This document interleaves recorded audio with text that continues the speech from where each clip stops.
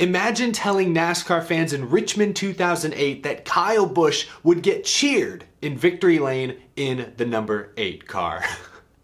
That's a great point.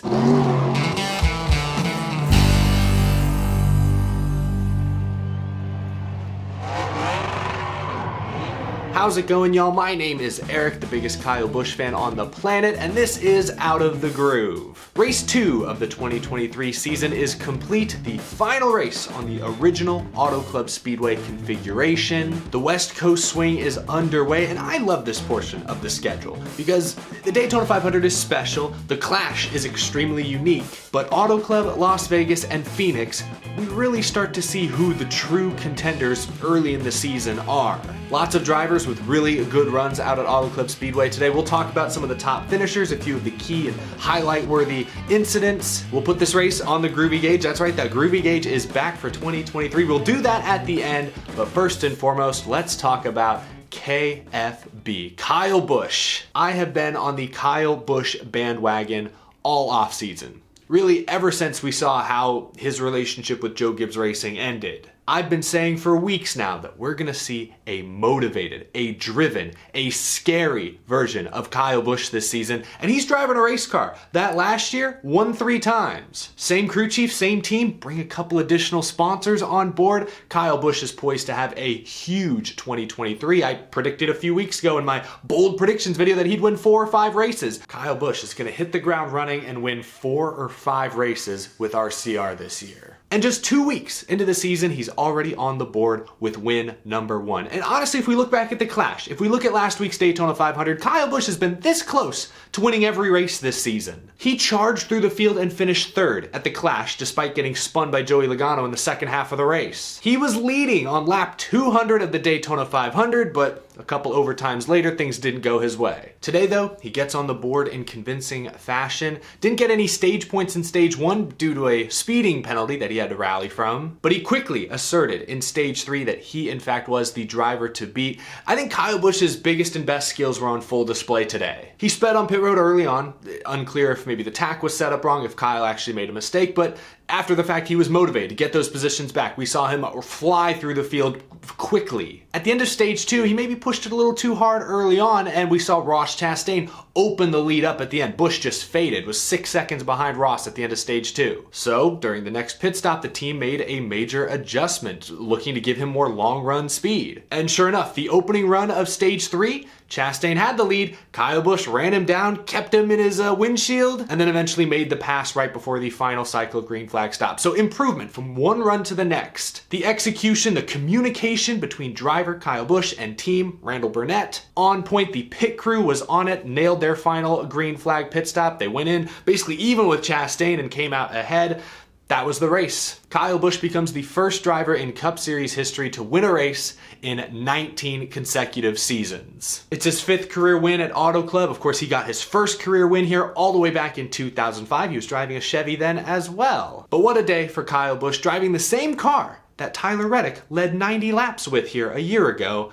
Kyle Busch is able to capitalize and get the win. The first of what I believe will be many this season. Again, I'm standing by my prediction that he wins 5 races. I think he's a legit championship threat. He just needed a change of scenery. Kyle Busch is a streaky driver. He's a moody driver. When things aren't going his way, it's easy for him to get down in the dumps and not give it his full effort. But when he's motivated, as I believe he is this year, when he is driven, when he is fully focused, Kyle Busch is better than anyone in NASCAR today. And I think we're going to see that more often than not this season. So first of many wins this year, I believe. Lots of other interesting storylines inside the top 10, top 15. Chase Elliott passed Ross Chastain during the final run to finish 2nd. A really strong day for Chase, who almost won this race last year before he and his teammate made contact. Chase Elliott had to start outside of the top 30 since qualifying, of course, was rained out and they went off largely last week's finishes. Chase Elliott got caught up in a wreck early there, so he had to start at the back early today. So to come back to get some stage points and finish 2nd is a pretty solid day for Chase Elliott. Ross Chastain was the driver to beat for much of the day. He actually won both Stage 1 and Stage 2. That's 20 regular season points, 2 playoff points for Ross. I already mentioned it. He was better than everyone on the long run at the end of Stage 2, but then Kyle Busch and a few other drivers were able to make adjustments, and by the end of this race, Ross was still good on the long run, but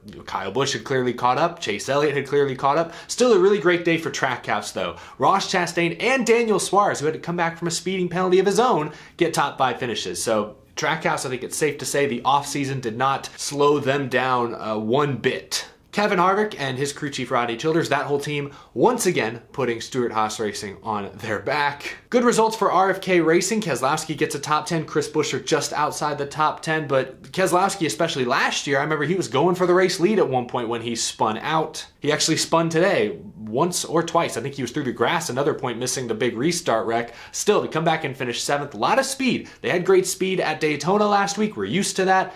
We're not as used to seeing RFK contend on the intermediate, so hopefully this is a good sign of good things to come. Austin Dillon would give him a shout out because while his teammate Kyle Busch won, both RCR cars get top 10. So a really good day for the Richard Childress Racing team. Martin Truex Jr. had to come back from a 2-lap penalty for a wheel falling off under yellow. He comes back to finish a very solid 11th. Just want to say kudos. Ricky Stenhouse Jr., the Daytona 500 winner, started 2nd, immediately plummeted to like 12th on lap 2.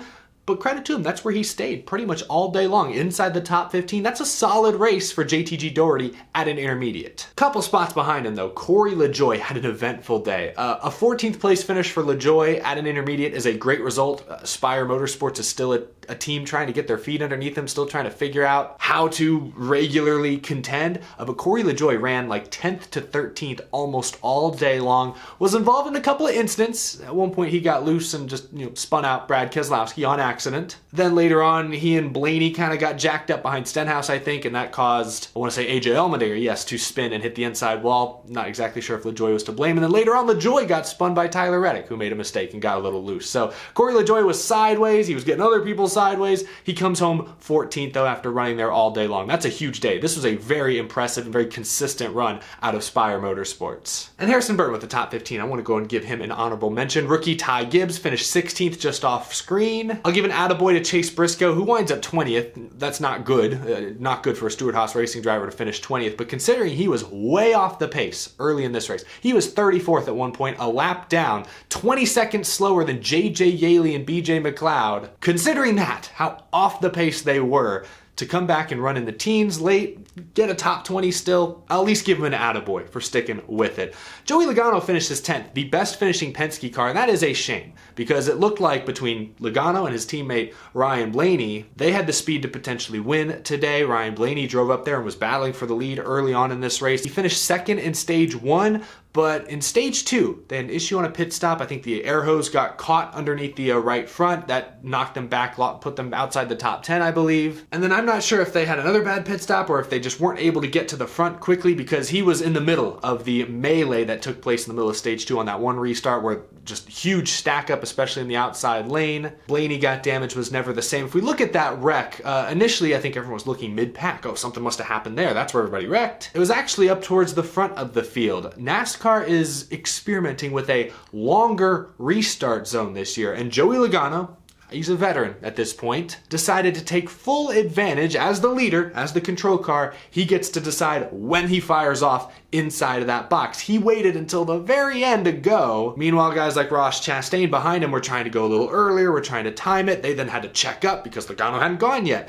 And Gragson piles into the back of Chastain. Logjam, go back a ways. Christopher Bell got the worst of it. Eric Almirola was damaged. Ryan Preece was knocked out of this race as well. Tyler Reddick to the garage. Was not on Joey Logano in my opinion. It looked, he might have dragged the brakes slightly, but his car seemed to maintain a pretty steady speed throughout the restart zone until he decided to go, which that's his prerogative. He's the leader. He gets to choose when to go inside that box. He did nothing wrong. He was just messing around a little, and it was, I think, the guys behind him, namely Ross Chastain, trying to time it, who actually caused the stack up and took out a lot of good cars a little deeper in the field. The other Penske driver I want to mention was Austin Cindric. He qualified on the pole for this race last year, but today really was never a factor, unfortunately, and then he got into the outside wall hard late in this race. Looked to me like Chris Buescher took his line away, Cindric had to check up and then got run over from behind. Really not Cindric's fault, but too much damage to continue. So Joey Logano in 10th, the only decent finishing Penske car, and that's a disappointment considering especially the speed the 12 car had early. And I mentioned Christopher Bell. The reason he was so far back in traffic is because his pit crew was off all day long. I don't know if they had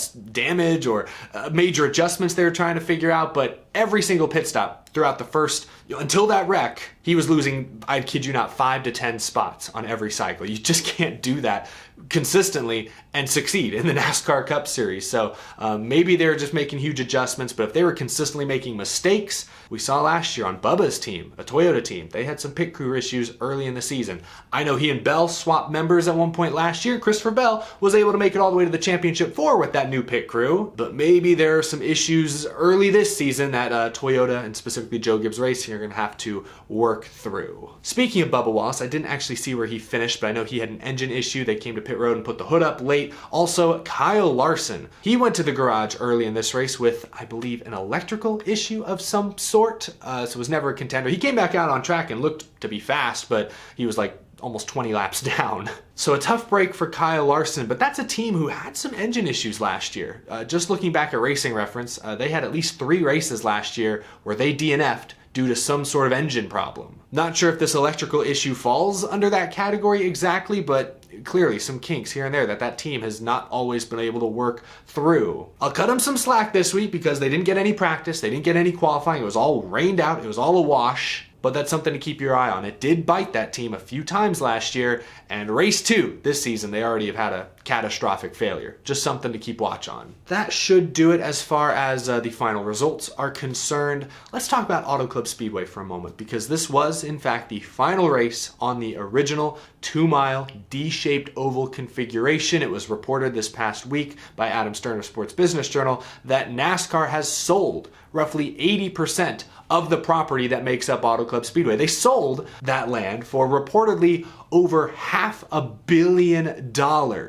A crazy price when you think about it. 89 acres, I believe, reportedly, is all that is left in NASCAR's control. That I think is just enough space for the proposed short track configuration. NASCAR has said, though, that the earliest the Auto Club Speedway short track will open is 2025. I think there are still some questions in the industry on if that date is realistic, if Auto Club Speedway might go away entirely. I'm hoping not, because while the crowd didn't look amazing out there today, this was a sellout. They did sell out of grandstand tickets. The bad weather all weekend long, I'm sure, is why some didn't show up. I mean, this race, it was in the 40s. It was still wet. The track was still dealing with weepers all morning long. Yesterday was a complete and total wash, but a lot of fans, point is, a lot of fans were still supporting their racetrack this weekend. I talked about, the Los Angeles problem in my last episode.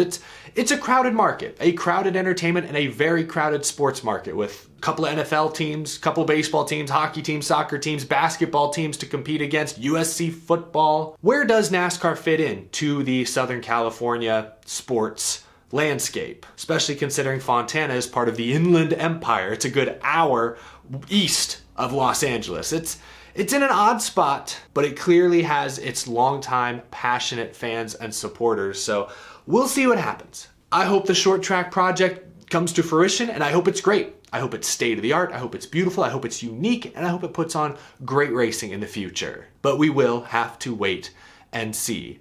As for today's race, I think just like last year's race with the next gen car, fantastic. As the track has aged, as the surface has worn out, there are 5, 6 different lanes that you can use here. That's my favorite type of NASCAR racing, is when you can move around all the way to the bottom near the grass versus all the way up top against the wall, depending on where you're at in the run, depending on how your car is set up, how you're trying to save equipment.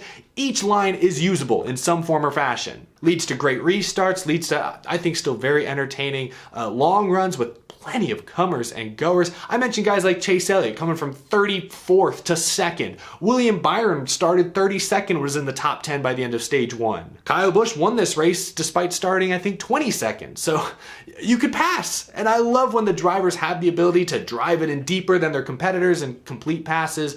Auto Club Speedway the last few years has provided that sort of stock car racing action. So it is sad to see it go, but it's also worth a reminder that if they had kept the 2-mile speedway beyond this year, it would be due for a repave before long. And intermediate tracks and repaves have a shaky history. Let's just put it like that. So I will miss the 2-mile Auto Club Speedway, but I'm looking forward to the new short track if and hopefully when it happens. I'm glad the last 2 years with the Gen 7 car have been great because this was a good race today. Let's put it on the groovy gauge. I'm gonna give this race an 80%. The only thing holding it back was the finish. Once Kyle Busch got on and off pit road cleanly and then started to gap Ross Chastain, it was basically over. I don't think Chase Elliott got within 3 seconds of Busch, but that only was like the final 20, 25 laps. The first 175 were fantastic. Lots of passing. While Chastain did win the first 2 stages, it didn't feel like he dominated this race necessarily. Again, Logano, Blaney were very much in contention. Kyle Busch had made his way up into the top 5. Daniel Suarez was there. Chase Elliott was there. Alex Bowman was in the top 5 at one point or another. Denny Hamlin. Kevin Harvick in the second half of this race. Once again,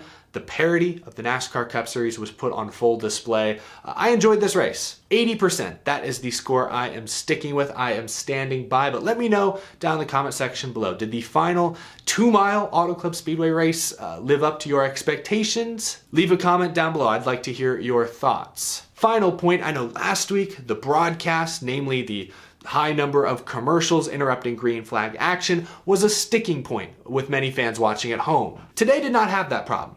I didn't keep track, but I'm sure they sold less commercials than they did for the Daytona 500, so there probably were fewer breaks. There were a couple more side-by-sides I noticed towards the end. But I do want to give Fox some credit. Mike Joy even made a comment once or twice over the broadcast. It's clear they heard, they saw the criticism, especially on social media, about the number of commercial breaks during the Daytona 500. They actively tried to improve that element of the broadcast this week. I will give them some credit for that. Unfortunately, there are still numerous other areas where the Fox broadcast needs to be improved. Tony Stewart and Clint Boyer provided some good insight and tidbits here and there, but when things were actually happening on the racetrack, this is where Fox is nowhere close to even NBC. AJ Allmendinger spinning down the backstretch and the booth was virtually silent. You had Clint Boyer under his breath going, "Ooh.